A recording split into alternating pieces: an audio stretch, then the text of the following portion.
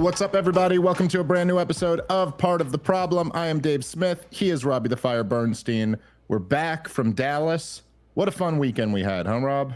That was a great club. Packed house. Excited for some Casper, Wyoming. I think we're doing a theater or something spectacular. I don't know what we're doing, but I do know this weekend we will be in Casper, Wyoming. That much I know for sure. Tickets still available. Go to comicdavesmith.com to come see us in Casper, Wyoming this weekend. And then the following weekend, we'll be out in Oklahoma City and Tulsa. So looking forward to all those shows. comicdavesmith.com for tickets. So go grab some and come see us. And I don't have the links out yet, but I am loading up on Porches. I'll be filming in Denver. I got Michigan coming up. I got a whole bunch coming up. So be on the lookout. Porch dates dropping soon.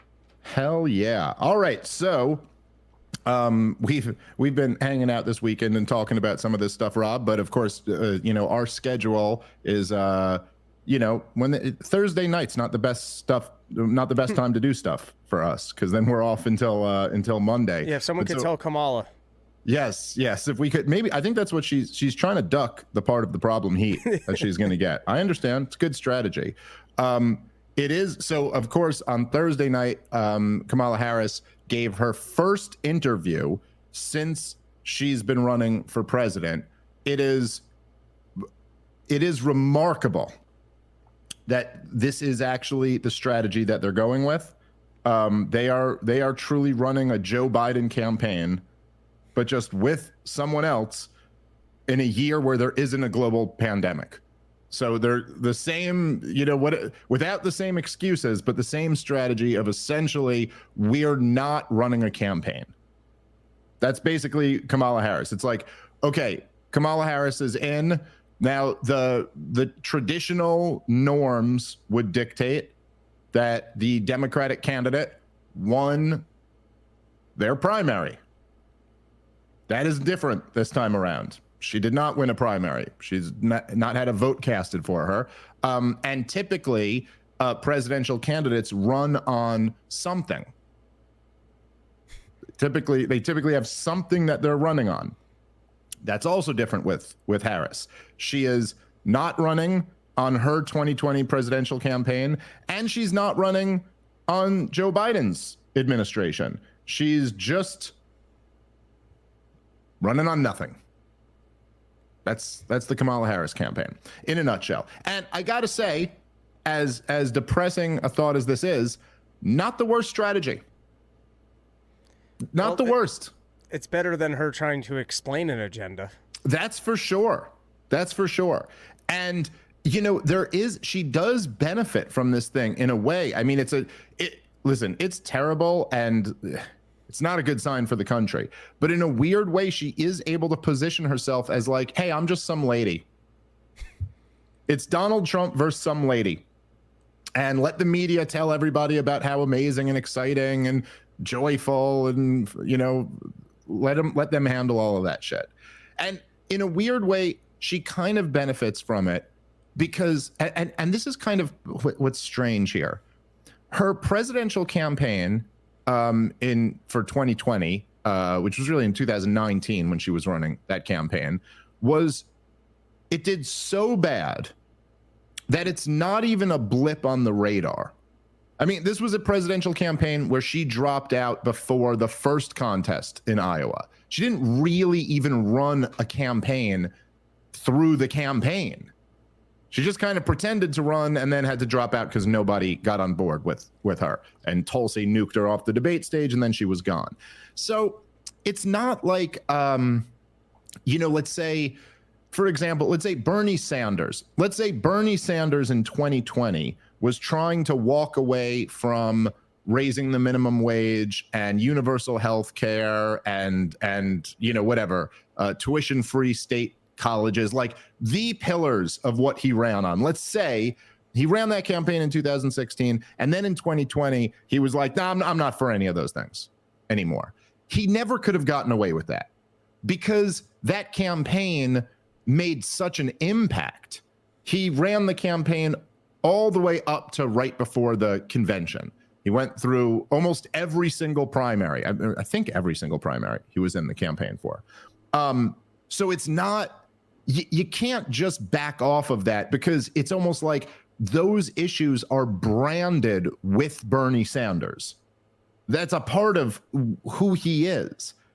But with Kamala Harris, the campaign made such little noise that it's like she's able to kind of slink away like, oh, yeah, I don't really stand for any of that stuff anymore. Yeah, remember I said, a little bit of it comes up in the interview. But if you remember, I used to say I was for Medicare for all. I used to say I wanted to ban fracking. I used to say border crossing should be decriminalized. I don't believe in any of that stuff anymore. And because her campaign made such a small impact, she's able to get away from that. It's not like everybody doesn't know her as being branded with those issues. If she had been running on them for a full year, she'd have a much tougher time. But so she's able, in a sense, to get away from that. And then, even though we all know right now, and everybody knows this, they know right now we don't have a president. There is no president of the United States of America right now. There is a senile old man who legitimately has trouble pulling off 90 seconds of speaking. Like if Joe Biden could go 90 seconds without flubbing something up, it's a good 90 seconds for him. Nobody thinks privately that guy is really running the show. But even though everybody knows Biden isn't really running the government, nobody thinks Kamala Harris is. Nobody, including us. Nobody thinks that Kamala Harris is like the Dick Cheney of the Joe Biden administration, who from the vice president's office is really pulling the strings. Nobody thinks that. If you ask anyone who knows what they're talking about, you're like, who do you think's really making the calls here? It's like, maybe Sullivan. You know what I mean? But it's never her. She's never one of the people who's like. And so in a sense, my point is, in a sense, she doesn't really own this administration. Like, she can kind of vaguely just go like, yeah, no, I'm not running on a continuation of the Joe Biden administration. And so she's able, somewhat plausibly, to get away with this. And it's remarkable. It's just remarkable to watch. She sat down for her first interview. Dude, Donald Trump does so many interviews that it's not even that noteworthy. Donald Trump just did another interview with Mark Levin. We might play a little bit of that. He just did another interview. He's doing interviews with Theo Vaughn. He's doing interviews with people in the corporate media. Donald Trump could just do interviews. Kamala Harris, in her first interview, they aired 18 minutes of it. Think about that for a second. That she said to, now, it gets so much worse.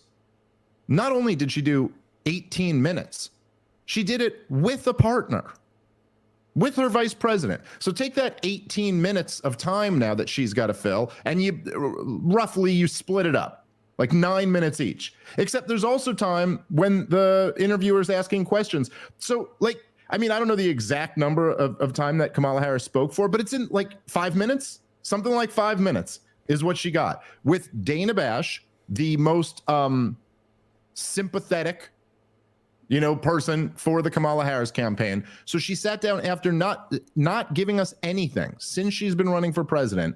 She gave us 5 minutes of a softball interview and did terribly.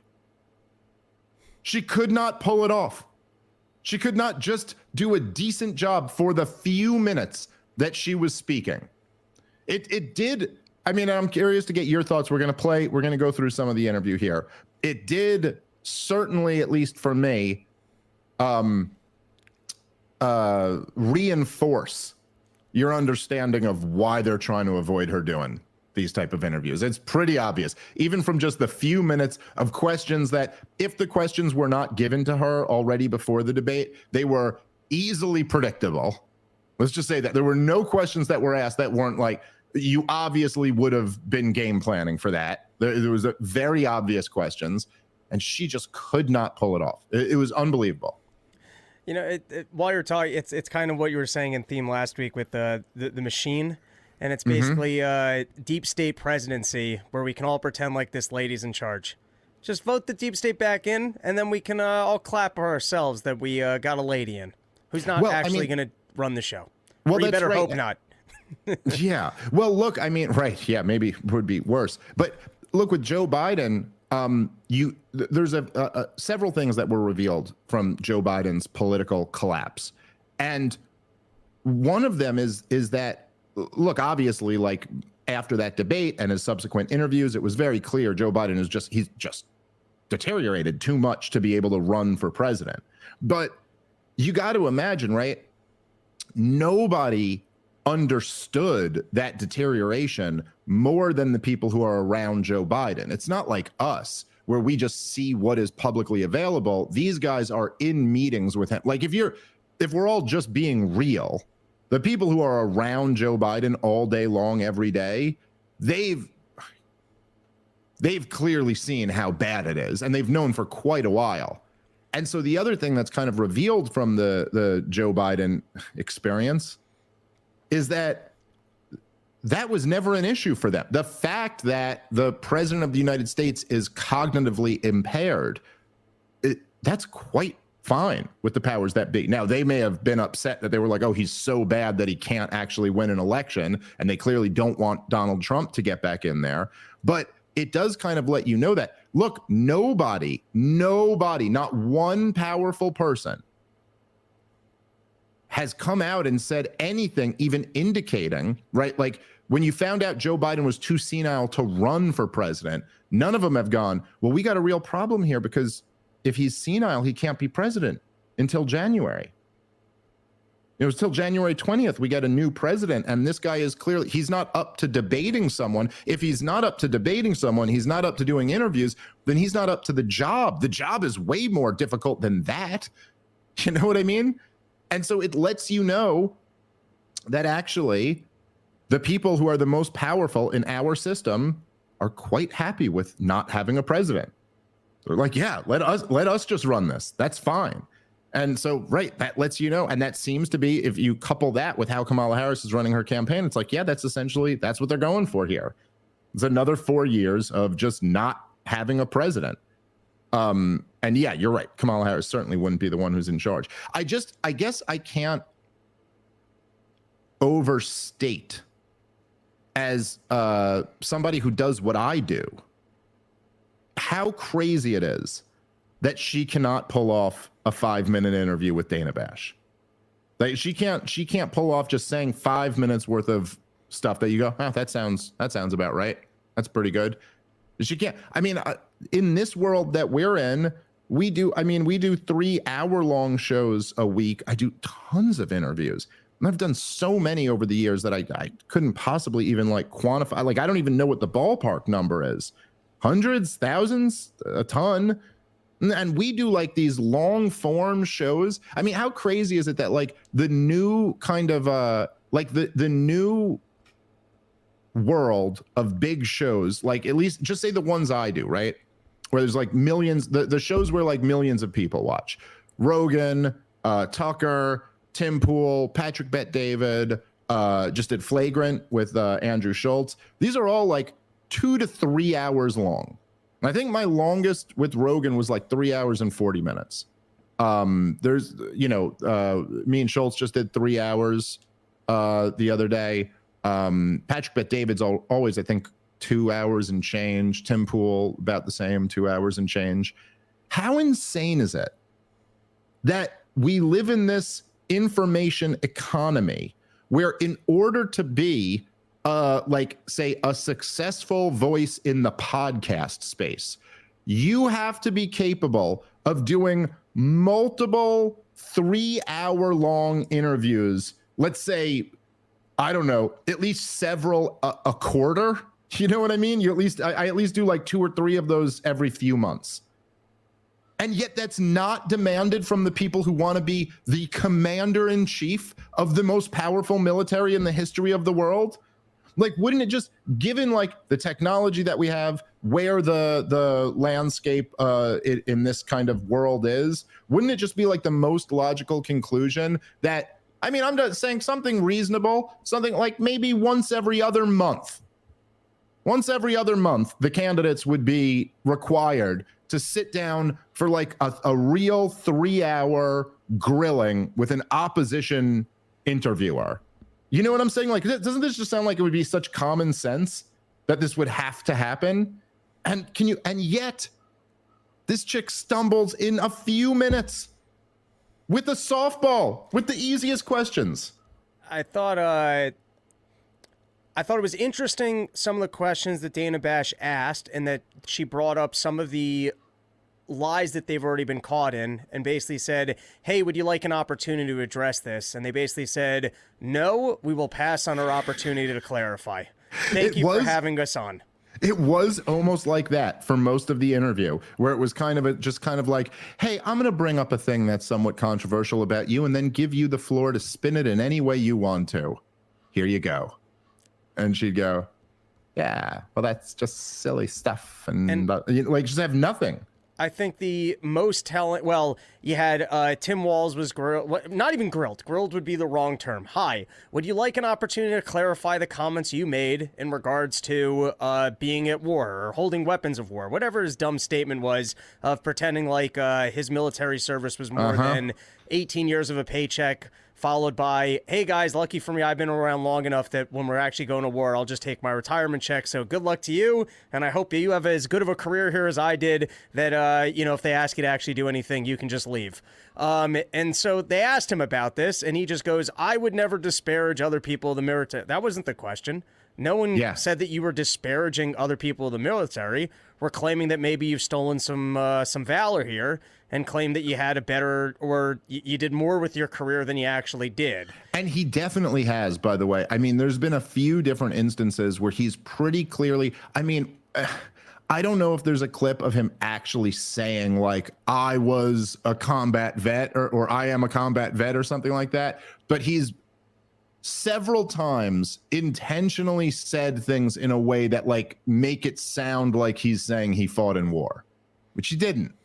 Now, that is a big no-no in the military. You're not supposed to claim you've done these things that you haven't done, for understandable reasons. I just saw someone sent another clip to me a day or two ago where he's doing it again. And it's not exactly that easy to pin him down, but he says something like, he's like, I told the boys in Afghanistan, blah, blah, blah, blah, blah. And he's referring, I guess his defense could be, to when he took a trip over to Afghanistan when he was in Congress. But he sure does say it in a way where, if you were just listening to it quickly, it would sure sound like he's saying he served in Afghanistan. It's like Frank Reynolds when he goes, when I was serving, when I was over. Getting goofy. I'll fix it. But it's like Frank Reynolds when he's like, when I was over in Vietnam, and they were like, yeah you had shirt slaves there. Yeah, because you went to Vietnam in the 80s or something. All right, guys, let's take a moment and thank our sponsor for today's show, which is Moink. If you guys have been listening for a while, I absolutely love this company. Let me tell you about it. Moink is the way to avoid all of this questionable meat that we find in this country and go straight to family farms. The business is simple. Moink meat comes from animals raised outdoors where a pig is free to be a pig. Their farmers are given an honest day's pay for an honest day's work, and they deliver meat straight to your doorstep at prices you can actually afford. Born, raised, and harvested right here in the United States of America. So you can keep American families farming by joining the Moink movement today at moinkbox.com/POTP. Plus, you get delicious, healthy meat delivered right to your door, and you don't have to go to the supermarket and buy the kind of questionable stuff that they got there. Sign up today and get a free gift in your first order. That's moinkbox.com/POTP, moinkbox.com/POTP. All right, let's get back into the show. All right, let's as Rob is hopefully fixing his camera here, let's pull up the first start from the top. Let's start from the beginning of the CNN long-awaited interview with Kamala Harris and company. Madam Vice President, Governor Walz, thank you so much for sitting down with me and bringing the bus. The bus tour is well underway here in Georgia.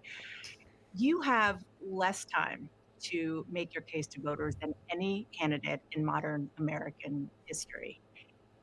The voters are really eager to hear what your plans are. If you are elected, what would you do on day one in the White House? Well, there are a number of things. I will tell you first and foremost, one of my highest priorities is to do what we can to support and strengthen the middle class. When Okay, just pause it already. Pause it already. I ask, We are seconds into Kamala Harris speaking, and she is already, this is just terrible. Oh my God, it's so bad. It is, look, I don't even know how to say it. It is the most like stock question. Is that a good way to put it? It's the most like if you just said like if you were talking to like an AI program and you said, write me, 5 of the most generic questions to ask a presidential candidate. One of them would be, what are you going to do on day one? And the whole point of asking someone the question, and this is why Dana Bash opens with the question, is because it's a lob. It's a big softball right down the middle. All you got to do is swing. You're going to knock this one out of the park. The way you do it, the whole game here is you're supposed to just seem competent. And the way you just seem competent is you have specifics. That's kind of the goal of a question like this. To go, hey, what are you, if you asked me, right, with my views, you go, Dave, what are you going to do when you get in there day one? Like right off the top of your head, you could just go like, well, I'm going to pardon Ross Ulbricht and I'm going to commute his sentence. I'm going to give a full pardon to Julian Assange and Ed Snowden. None of these guys ever should have been charged the way they were. Blah, blah, blah. You know what I mean? Like you can say some things that are consistent with your agenda that it's like, hey, look, here's something tangible the president can do, and I'm going to get this done on day one. Her answer immediately, you're supposed to give specifics to that question. And she goes to good stuff for the middle class. You go, what? That's okay. Here, let's keep playing. Listen to her answer, how incoherent this is. aspirations, the goals, the ambitions of the American people. I think that people are ready for a new way forward. In a way that generations of Americans have been fueled by hope and by optimism. I think, sadly, in the last decade, we have had in the former president someone who has really been pushing an agenda and an environment that is about diminishing the character and the strength of who we are as Americans, really dividing our nation, and I think people are ready to turn the page on that. All right, let's pause it here. Okay, Dana Bash has to repeat the question. That's how bad she does. On the first question, she just says nothing, just vague. By the way, she does this thing.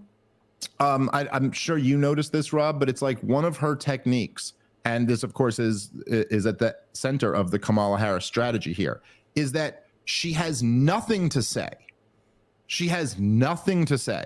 And so what she'll do is draw out every point, try to take up as much time. She is the, do you remember, Rob, like, okay, so when we were young, and like computers were fairly new.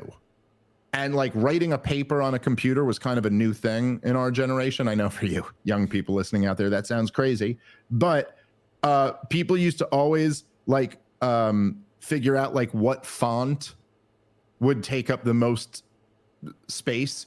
So like there would be like if you had to write a 3-page paper, there'd be some fonts where you'd be at 2.5 pages, but then if you change the font, it would take up 3 pages. And so you'd go, oh, look, I got my 3 pages at. That's the whole Kamala Harris campaign.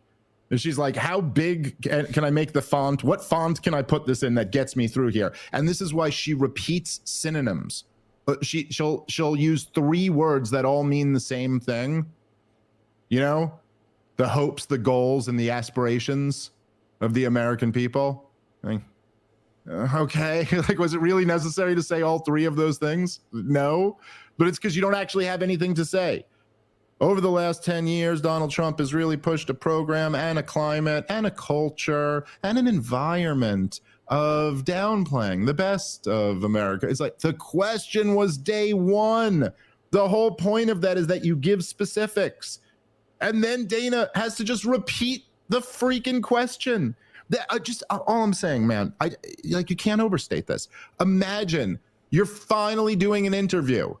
You get the easiest interviewer you can possibly find. You bring your vice president with you. It's only going to be 18 minutes long, or at least that's what they're going to give us, is 18 minutes. You only have to speak for a few minutes. The first question is a question that you easily could have predicted. Within the first 10 minutes of sitting down with your people, you go, this is the question you're going to get asked. So script an answer for this question. And she blows it. She blows it so bad that the interviewer has to just repeat the question. I don't know, man. It's like unbelievable. And she doesn't have the Joe Biden excuse. It's not like, man, she's in her 80s and that hit her bad, so it's kind of like she's in her 90s. All right. She doesn't have that. Just, I don't know. Just not very impressive. I think mixed with some anxiety about these situations, mixed with the fact that she's actually not running on anything. All right, let's keep playing. Day one, it's going to be about, one, implementing my plan for what I call an opportunity economy. I've already laid out a number of proposals in that regard, which include what we're going to do to bring down the cost of everyday goods, what we're going to do to invest in America's small businesses, what we're going to do to invest in families, for example, extending the child tax credit to $6,000 for families for the first year of their child's life to help them buy a car seat, to help them buy baby clothes, a crib.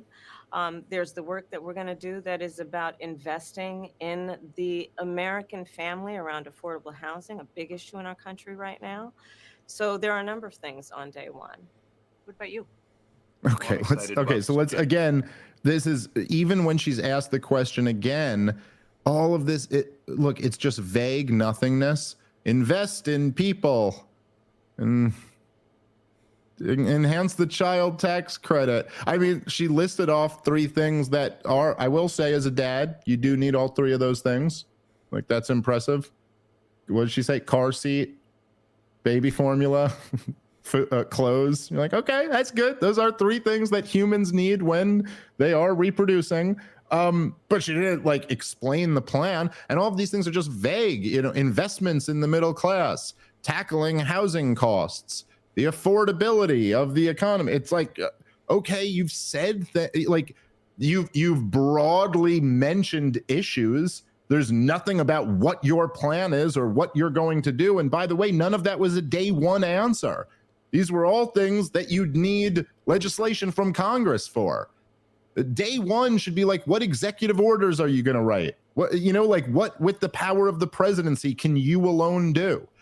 Nothing, just nothing on it. So I don't know. I mean, like, obviously I'm biased, but I, even watching it, could not believe it started off like that. That's the opening of the interview. Couldn't even just nail one thing. Yeah, you would think have some sort of a plan. This is the softball question. Hey, what's your plan day one? Day one, we're bringing down prices. I'm going to bring down prices, and then just say something. Have something. Not we're going to, on the first day we're going to get together, and we're going to hold hands. We're going to tell everyone things are going to be better. And then we're going to start thinking about what we can do to help the people in the middle. And maybe the people on the bottom too. And then maybe we'll even get to the people on the top. Like, your first thing is implement my agenda? Well, yeah. I mean, like, but what does that even, it's like, what's the first thing that you're going to do as president? I will be the president. It's like, well, yeah, okay, sure. But like, I don't know, something. Okay. Let's actually go to the second clip that they have here, because it's, it drags on like this for not very long. Even there, it's kind of funny because Bash goes, "Hey Tim, you got anything you want to add to this?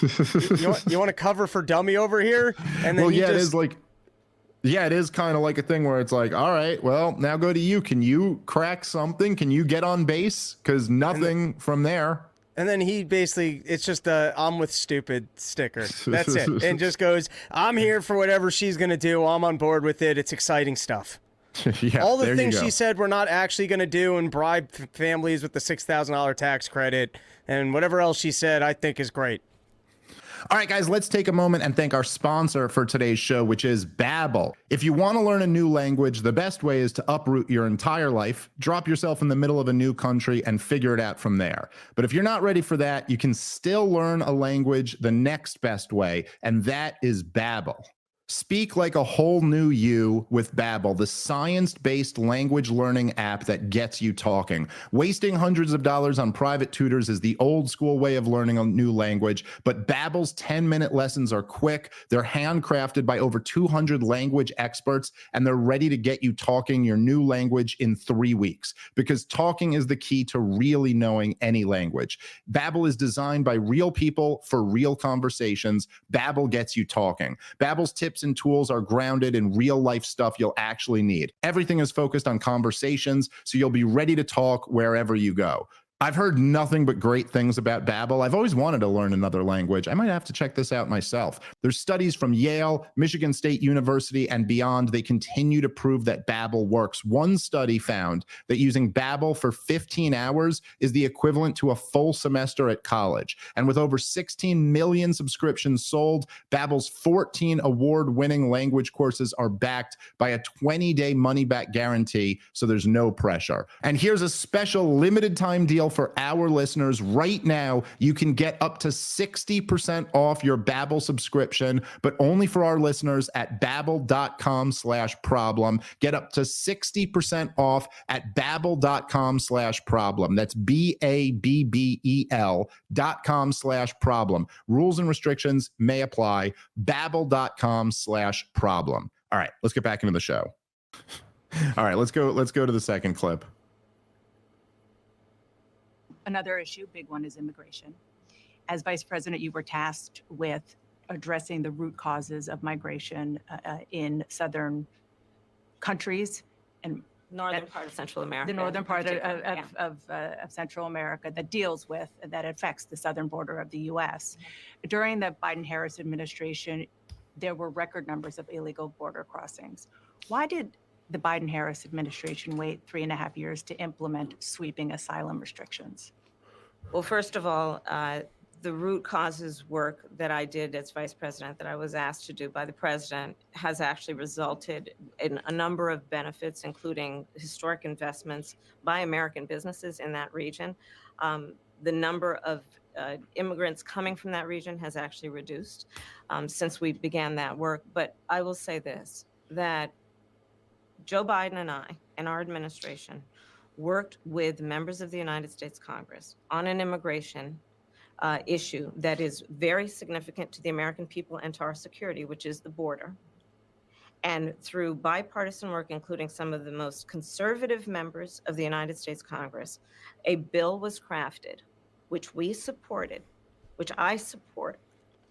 And Donald Trump got word of this bill that would have contributed to securing our border. And because he believes that it would not have helped him politically, he told his folks in Congress, don't put it forward. He killed the bill.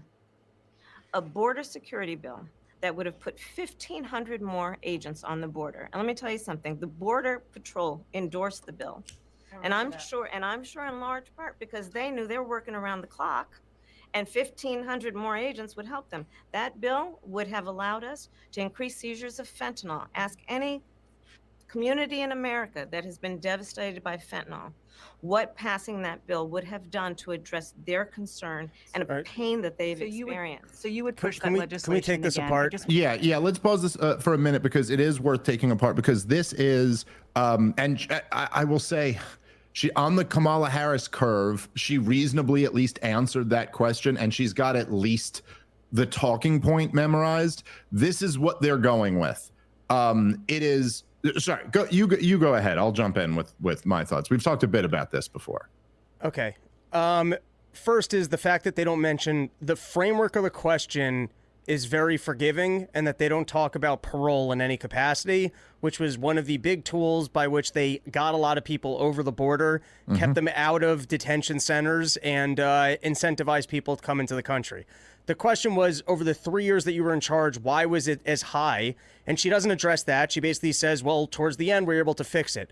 The reason it's dropped off is because coming into the election season, it's so unfavorable. They got rid of the amnesty, and so you don't have as many people coming over. This whole thing about them having some sort of a plan to fix it, they were trying to legalize what's been illegal so far. Joe Biden basically claimed, hey, I'll start closing the border after 5,000 people cross a day, without explaining why you can't just do it now, why you don't have authority to do so. And by the way, they no mention of the parole system whatsoever, which essentially is they just parole people and say, hey, you're now allowed to be in the U.S. They don't even go through the amnesty thing. This administration did what it wanted to do to get as many people over the border as it could. It possibly because they're looking for voters down the line, or they have some other agenda, and they wanted this amount of people to come over the border, and they successfully got this amount of people over the border. And so just one, she's not answering the question of the 3 years that you were supposed to. By the way, borders are. You were the borders are. You're already shifting the question here to be favorable to go, oh, you were root causes just in the northern. No, they called you the borders are. And they called you the borders are because Joe Biden didn't want to look bad doing this and said, hey, I got dummy over here, and I guess she's good for one thing, which is I can label her as being responsible for this problem.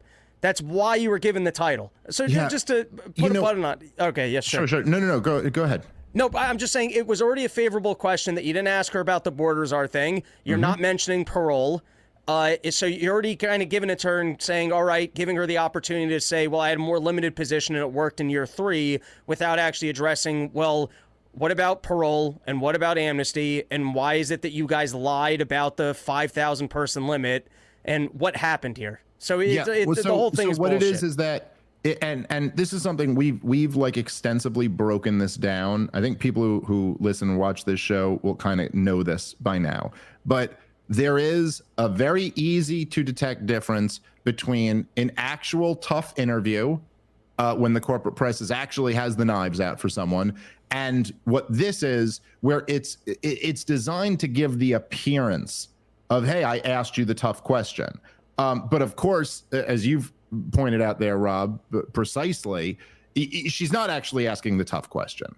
She's basically going, hey, this is the knock on you. Now here's a platform for you to dispel that idea. And what she's not going to do is be constantly interrupting or do the bookmark thing that I've pointed out before, where like if it was with Trump or like one of the Republicans who they really have the knives out for, she would ask the question in a much tougher way, let you give the answer, interrupt a few times while you give the answer, and then at the end she would go, experts have concluded that everything you said is just wrong, but moving on. But you know what I mean? Like that, like they're not going to do that with Kamala Harris. Look, leave aside for a second, because what's interesting about this answer is that this is one of the answers where Kamala Harris actually got it right, in the sense that she memorized their talking point and she's like, I have something to say about this. I remember we were coached on this. I'm going to say the thing. And you're like, this is what they're going with. Now, leave aside the fact that the bill she's referring to was horrible. It would not have solved the problem at all and was just terrible. Leave that aside. Let's say her point here is correct. That, okay, let's say the bill was perfect and the bill would have solved the problem. You've got a few major issues with this defense that I think is going to make this a very difficult sell. Number one, as Dana Bash even alluded to in the question, which of course will not get answered, and then there'll be no one pushing back on like, hey, but you didn't answer the point she was making. Why'd it take 3.5 years? This is the first one that's really, really difficult for you to get. You come in to your administration, there is a crisis. It's the worst it's ever been. It is this way for 3.5 years before you finally get a bill that you claim would have solved it. It wouldn't have, but leave that aside for now. Now you're going to go with this thing that it's Donald Trump's fault that it failed. Now, I will be honest here. I have heard it repeated by many Democrats that Donald Trump got on the phone with Republicans to kill this deal. I do not know if that's true or not. It seems like they've been fairly light on the actual evidence that this happened, but okay, you know what? For the sake of argument, let's grant you that that did happen. It certainly is possible that, and this is the way politics works, unfortunately, if the Biden administration was about to solve the immigration crisis, of course, Republicans and Donald Trump would be kind of incentivized not to let them solve that problem. This is not a Trump issue. This is a politics issue. This is it's all, look, the incentive structure is just all out of whack. So if there's a Republican president and a Democrat running against them in an election year, they don't want that president to solve any problems. They want all the problems to still be there so they can run against the problems up until November, and then they can say they're going to solve the problem. That's the way it works. So it's not beyond, the realm of possibility that maybe Donald Trump was trying to kill that bill. Regardless of that, the major problem you're going to have if you're Kamala Harris trying to sell this is that you're still, at the end of the day, your administration still failed to solve this problem. And you're blaming a guy who was out of power at the time. It's kind of like if let's say in the 2020 election, there was some type of crisis. I mean, there were a lot of crises in 2020, but let's say that there was any major crisis and Donald Trump said it's Obama's fault. It's just politically, it's a very tough sell to say 4 years later, it's the guy who was in power 4 years ago's fault. That's already just a tough sell. But the real killer to all of this is that Donald Trump owned the issue of closing the border. That was his issue, not yours. He ran on building a wall. You guys ran on how racist and awful it is to build a wall. And now your claim is essentially we would have got that wall built if it wasn't for the big bad Donald Trump who came and you know what I'm saying? Like there's no way that Kamala Harris can credibly sit here and say, no, we would have closed the border. It's just this pesky Donald Trump. Like, it's just too impossible. It was his central issue, and your central issue was opposing that. So anyway, I mean, Donald Trump should be able to find a way to tear this apart. We'll see if he actually can. But anyway, so it was probably of the interview one of her better answers to the questions, and it's just still you're like, dude, that is a really tough sell to any group of people, even Americans. And in any interview with follow-up questions or a slightly more critical person asking the questions, she's not going to be able to dodge or weave her way out of it. Yeah, it's going to be very tough. Very tough. I mean, but like what you would love to see is almost what we were able to do with Cuomo, which is borders are, all right, well, here's the video. Right. Yeah. What do you mean you weren't the borders are? So then what was that claim? And then, okay, when you say that you guys had a comprehensive bill, why was it that you don't have the authority to work on the border with the 5,000 people? And then, by the way, I don't think they changed the amnesty thing till afterwards. All right, well, getting rid of the amnesty has seemed to reduce the border crossings by this. Why didn't you do that right away? Why did you guys wait more months after the Republicans, rejected your 5,000 bill? Why wouldn't you bring down the 5,000 person number? You've paroled this many people in, and you made no mention of that in your amnesty bill. Why is it that you've paroled so many people? What's your plan for parole? There's just so many things that you could very easily be asking. And by the way, we deserve answers on, but I don't think we'll ever actually have that conversation. Yeah, probably not. Here, let's keep playing the interview a little bit.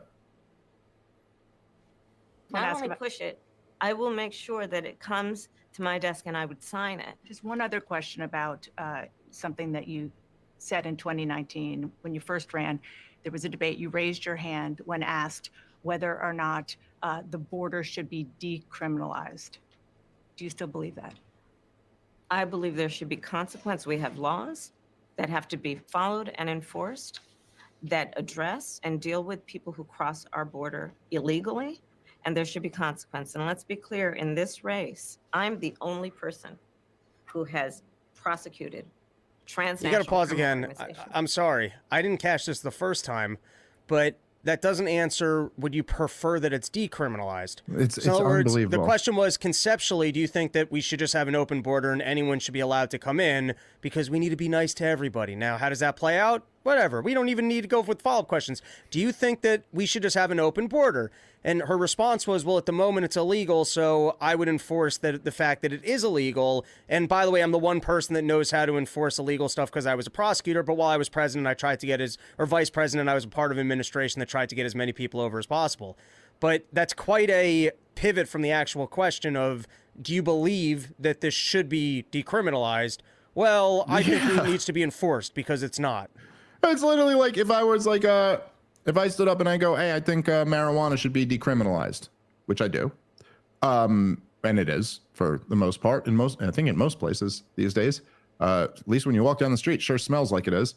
But okay, so if I go, hey, I think marijuana should be decriminalized. Now, there could be a lot of arguments for why you think, I don't think people should go to jail for marijuana or whatever. And then you asked me 2 years later, you went, well, now you're saying people should go to jail for marijuana. So like, did you change your mind from back then? And I go, what I've always believed is that there's laws and there ought to be consequences and there ought to be penalties. And you're like, but that's the opposite of saying it should be decriminalized. The whole point of saying something should be decriminalized is that there shouldn't be penalties for it. That's the crime part. And the D part is when you're saying there shouldn't be penalties for it. So obviously she's like, it's just impossible to say you haven't changed on this, which like, again, you could just come up with a reasonable answer for why you changed your mind on this. But she doesn't want to sound weak or admit that she changed her mind. But what we all know is that it's just like, yeah, she's like, oh, I don't know. I was running in a primary in 2019. And back then it was real popular to say, open the borders. And then we opened the borders, and it turned out the consequences of that were very unpopular. And so now I'm going with the popular opinion again, which is like, yeah, we should stop the flow of migrants coming into the country. But this is the essence of Kamala Harris. I mean, this is her right here, is that she doesn't believe in anything. She doesn't believe in anything other than getting power. And that's kind of what's revealed. It's like, I don't know, if the path to getting power was to promise to open the borders, then she'd promise to open the borders. And if the path to getting power is to promise to close the borders, then she'll promise to close the borders. And anything in between. It's really that simple. All right, guys, let's take a moment and thank our sponsor for today's show, which is Proton VPN. Proton created Proton VPN to further protect the journalists, activists, and everyday citizens who use Proton Mail. Proton VPN breaks down the barriers of internet censorship, allowing you to access restricted online content. Proton's secure VPN sends your internet traffic through an encrypted VPN tunnel to keep your browsing data safe, even over public or untrusted internet connections. As a Swiss VPN provider, Proton does not log user activity or share data with third parties. Their anonymous VPN service keeps your browsing history private and enables an internet without surveillance. Proton VPN is available on all of your devices, including PCs, Macs, smartphones, and even routers. A secure internet connection you can trust is essential to maintaining your privacy on your laptop at home, your mobile device on the road, or your workstation at the office. And to check out an exclusive and limited time offer, go to protonvpn.com/Dave Smith. This is a limited time offer, so go check it out today. The site, one more time, is protonvpn.com/Dave Smith. All right, let's get back into the show. Here, let's keep playing a little more of this interview. Who traffic in guns, drugs, and human beings. I'm the only person in this race who actually served a border state as Attorney General to enforce our laws, and I would enforce our laws as president going forward. I recognize the problem. Generally There's also, speaking, you got to pause there again. There's also a funny admission there, which is, all right, so if you worked as a prosecutor and firsthand you saw people were being smuggled, you saw that weapons were being smuggled, and you saw that criminal activity was coming over the Mexican border into the United States of America, why would you prefer a political policy that allows more people to come up? If you saw firsthand that there was a criminal consequence to people just being able to come up over our border, why would you not want to have more control over the border? Well, look, I mean, your argument could be, and I don't agree with this argument in terms of immigration, but like, let's say you could have an argument that that's why we have to decriminalize border crossings. No, but you would have to decriminalize drugs. You'd have to decriminalize the weapons. Sure, you'd have to actually get rid of the black but I'm markets. just saying, but let's just say you were like, hey, you could make an argument that like, hey, if you just decriminalize border crossings, then it's not going to be underground anymore. Then the people coming over don't have to rely on coyotes and things like that. Like, I'm just saying there's an argument that you could make there. I'm not saying it's the correct one, but you could make an argument there. But then why would you flip back again? Right? Why would you be for decriminalizing it and now you're for criminalizing it? If your argument is that, no, I saw all this stuff as a prosecutor in California, then I was for decriminalization, now I'm for criminalization, you're still not getting like a through all of those without having an answer. But that's what she's attempting to do. All right, let's keep playing. How should voters look at some of the changes that you've made, that you've explained some of here in your policy? Is it because you have more experience now and you've learned more about the information? Is it because you were running for president in a Democratic primary? And should they feel comfortable and confident that what you're saying now is going to be your policy moving forward? Dana, I think the most important and most significant aspect of my policy perspective and decisions is my values have not changed. You mentioned the Green New Deal. I have always believed, and I have worked on it, that the climate crisis is real, that it is an urgent matter to which we should apply metrics that include holding ourselves to deadlines around time. We did that with the Inflation Reduction Act. We have set goals for the United States of America and by extension the globe around when we should meet certain standards for reduction of greenhouse gas emissions, as an example. That value has not changed. My value around what we need to do to secure our border, that value has not changed. I spent 2 terms as the Attorney General of California prosecuting transnational criminal organizations, violations of American laws regarding the illegal passage of guns, drugs, and human beings across our border. Let's pause it for a second. Do you not just see, I mean, look, the point I'm making here, right?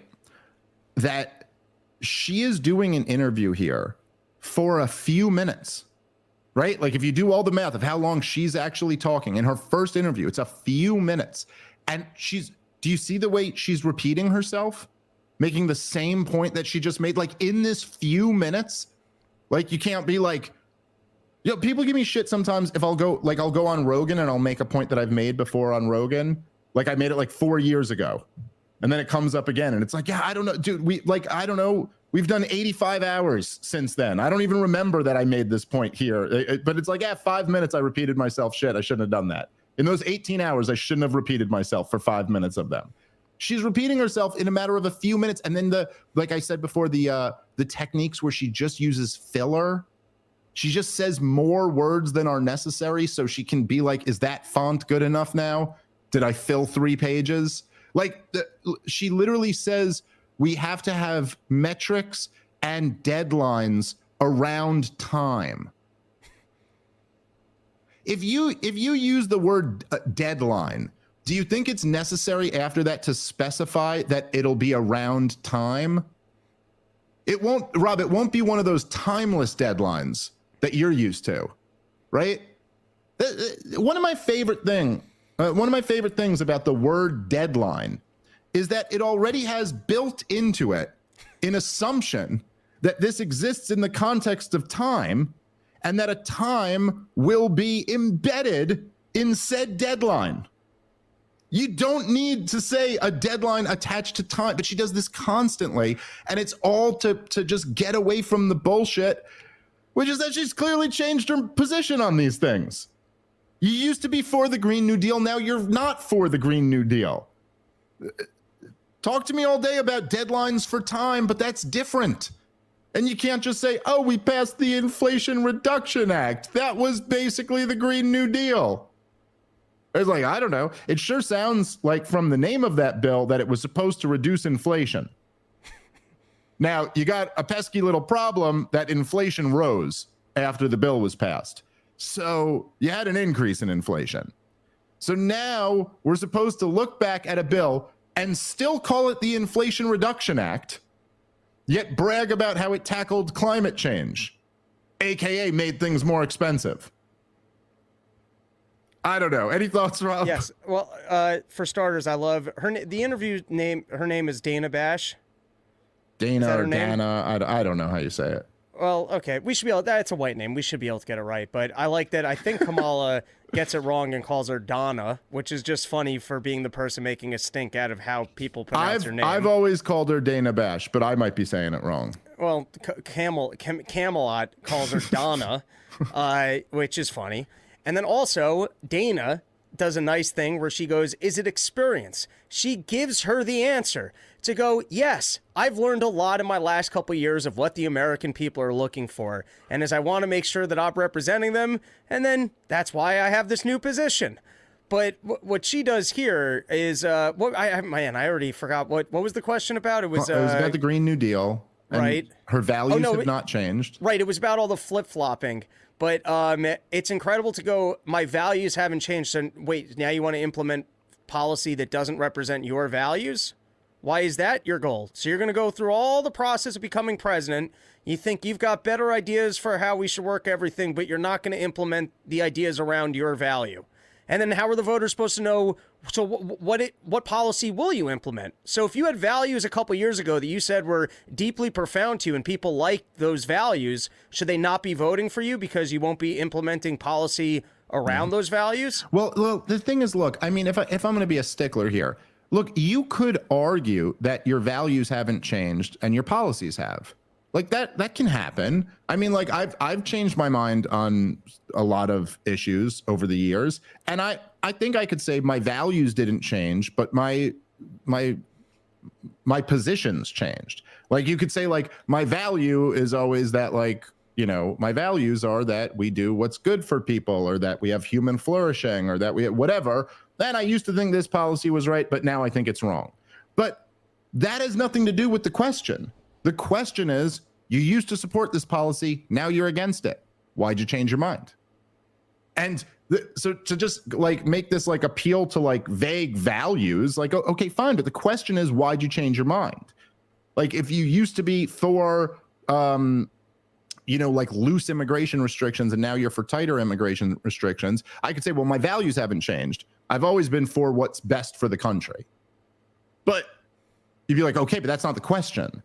The question is, why did you change? You'd be like, oh, okay, well, I saw these studies that suggested that it actually does hurt wages when immigration is too high or something like that. So like it just has nothing to do with the actual question. All right, guys, let's take a moment and thank our sponsor for today's show, which is Prolon. Forget everything you know about fasting. Prolon by L Nutra is the only patented fasting mimicking diet that combines the benefits of prolonged fasting with a science-backed nutrition plan so you can hit your health and weight loss goals without actually having to give up all food. Prolon is a revolutionary plant-based nutrition program that nourishes the body while making cells believe they're fasting. Researched and developed for decades at the University of Southern California's Longevity Institute and backed by leading U.S. medical centers, Prolon helps promote healthy blood sugar, supports cardiovascular health, and reduces abdominal fat. But Prolon isn't a diet. Prolon is science. Science based on Nobel Prize-winning discoveries in medicine. And this all starts with Prolon's 5-day program. Snacks, soups, and beverages, all designed to keep your body in a fasting state. I will tell you, I have heard nothing but people raving about intermediate fasting and all these fasting diets. And yeah, like many of you, the problem for me is I don't want to fast all the time. But Prolon has figured this out. It's no wonder why thousands of doctors now recommend Prolon to support healthy blood sugar and cardiovascular health. Right now, Prolon is offering part of the problem listeners 15% off their 5-day nutrition program. All you got to do is go to prolonlife.com/POTP. That's PROLONLIFE.com/POTP. prolonlife.com/POTP. All right, let's get back into the show. Here, let's play a little bit more of this, and then we'll wrap up soon. Values have not changed.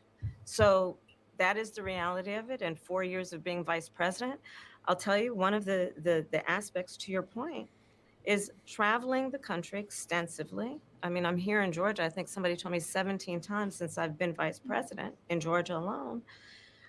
I believe it is important to build consensus.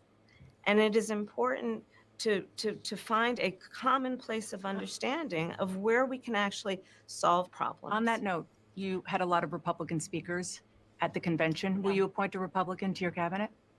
Yes, I would. Anyone Yes, in I mind? would. No one in particular in mind. We got 68 days to go with this election, so I'm not putting the cart before the horse, but I would. I think it's really important. I have spent my career inviting diversity of opinion. I think it's important to have people at the table when some of the most important decisions are being made that have different views, different experiences. And I think it would be to the benefit of the American public to have a member of my cabinet who was a Republican. All right, we can leave it there. Liz Cheney. Yeah, exactly. Yeah, we can end the video there. Exactly, Liz Cheney. It's just funny, like it's all this stuff is to give the illusion of some type of we totally like appoint a Republican. That way you have Democrats and Republicans, and that way we have diversity of thought or something. It's like, no, you would hire a Republican who already supports the status quo, because that's what you are, a supporter of the status quo. It doesn't matter, even like if you were to say, oh, do they have the same positions as her? Like, what positions? Doesn't have any positions. It's like, yeah, if it'll help her get power, then sure, she'd put a Republican in there. The thing is that, and I think more and more people are onto this, it's like, yeah, because the Republicans fucking suck. That's why. It's like, yeah. It's like the Democratic establishment and the Republican establishment they're the two most corrupt organizations in the country. So sure, she'll put one of them there. But that doesn't mean anything, because the divide isn't over Republican and Democrat. The divide isn't over left and right. It's not even over libertarian and statist. Like, that's not really the divide that matters. The divide is the establishment versus the dissidents, the corrupt versus the not corrupt, those fighting for like big moneyed interests and those fighting on behalf of the people. That's the only divide that really matters. And so, yes, she would be quite happy to reach across the Democratic establishment, Republican establishment divide. But that's not what matters. Would she reach across the divide of regime shill versus dissidents? No. You will not see a dissident in Kamala Harris's government. Will you see someone who's not corrupt? No. That's all that really matters. Okay. So I don't know what else to say other than what we started with. If I'm zooming out and saying my takeaways, I'm kind of shocked by how bad she did in this. And I didn't think she'd do well, but when I found out, so first it was like, I found out that it was Dana Bash on CNN. Then I found out she was bringing him along with her. And then the day of, I found out that they were only releasing 18 minutes of it. And my attitude was like, wow, I can't believe, so they're actually going to do that so that she can pull it off and look fine. You know, she'll have like literally all you had to do was come in with like 3 scripted answers and you'd be like, okay, fine. So she pulled it off. It's like basically nothing came of this. That's what I was expecting. And she did a lot worse than I expected. And I got to say, you know, here, I'll say this to wrap. If you just zoom out over where we are right now, okay. I don't know how much you can trust the polls, but there's clearly has been like a change since Harris got in the race and Biden got out. But the latest I was just looking over, it was essentially tied. I mean, it was in the margin of error. And so there is an accomplishment there for the Democrats, that they've gotten this thing back to a coin flip of a race.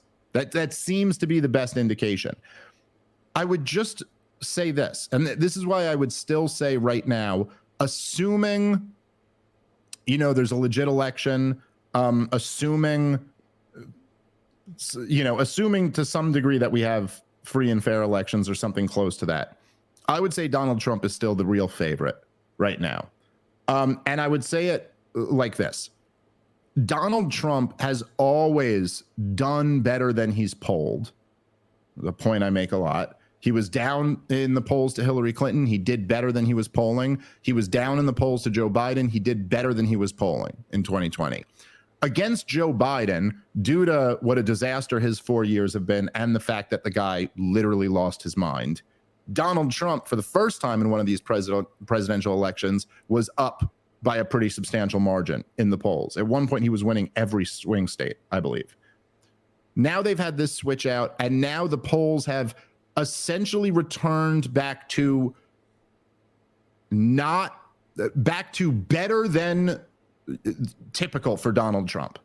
So he's doing better in the polls right now than he was against Hillary Clinton in 2016. He's doing better in the polls right now than he was against Joe Biden in 2020. So he's still doing better than historic, just not as good as he was against Joe Biden a few months ago. But the major thing you got going on here is that Kamala Harris is going to have to debate Donald Trump at least once, and she's going to have to do at least a couple more of these interviews. There's no way they're going to be able to get her over the finish line without that. Maybe they'll try. Maybe they'll try to find some excuse for why she can pull out of the debate or some excuse for why she won't do more interviews. But I'm going to guess they're going to have to send her out on a few more of these. And that becomes the big X factor. You know, like after seeing her do this interview, it really does, even though I think we all knew what the game here was, it does just make you have a whole different appreciation. You're like, oh, this is why they're avoiding. This is why they're avoiding her doing these interviews.